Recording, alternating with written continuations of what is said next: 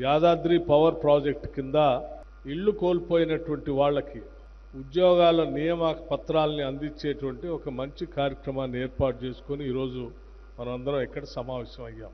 ప్రాజెక్టులో ఇళ్లు కోల్పోయినటువంటి వాళ్ళందరికీ ఉద్యోగాలు ఇస్తామని గతంలో చాలా సంవత్సరాల క్రితం చెప్పినప్పటికీ ఇంతవరకు ఉద్యోగాలు రాక సరే మొదలుపెట్టినప్పుడు ఉన్నటువంటి వయసు ఈరోజు వయసు దాటిపోయి పెరిగిపోయి చాలా సంవత్సరాలు అయిందని ఈ లక్ష్మారెడ్డి గారు ఇప్పుడే మాట్లాడేటప్పుడు చెప్పారు.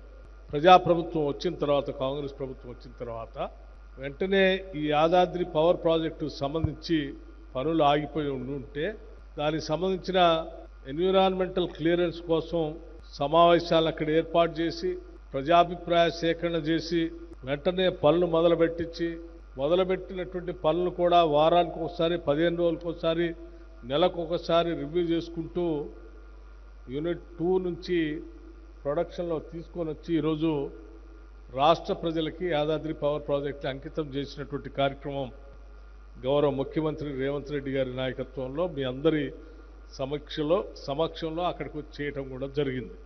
సరే, ఆనాడే ముఖ్యమంత్రి గారు నేను ఆలోచన చేశాం, ఇక్కడ భూములు కోల్పోయినటువంటి వాళ్ళకి, ఇల్లు కోల్పోయినటువంటి వాళ్ళకి మనం తప్పనిసరిగా వాళ్ళకి ఉద్యోగ అవకాశాలు దీంట్లో కల్పించాలని గౌరవ ముఖ్యమంత్రి రేవంత్ రెడ్డి గారు ఆ రోజే స్పష్టంగా చెప్పడం కూడా జరిగింది.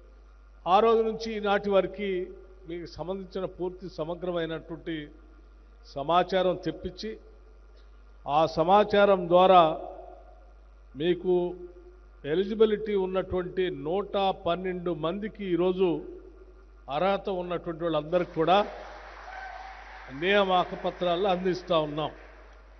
ఆర్థిక శాఖకు సంబంధించినటువంటి వర్క్స్ అండ్ అకౌంట్స్ డిపార్ట్మెంట్కి సంబంధించినటువంటి సిబ్బందికి కూడా 51 మందికి ఈరోజు నియామక పత్రాలు అందిస్తూ ఉన్నాం.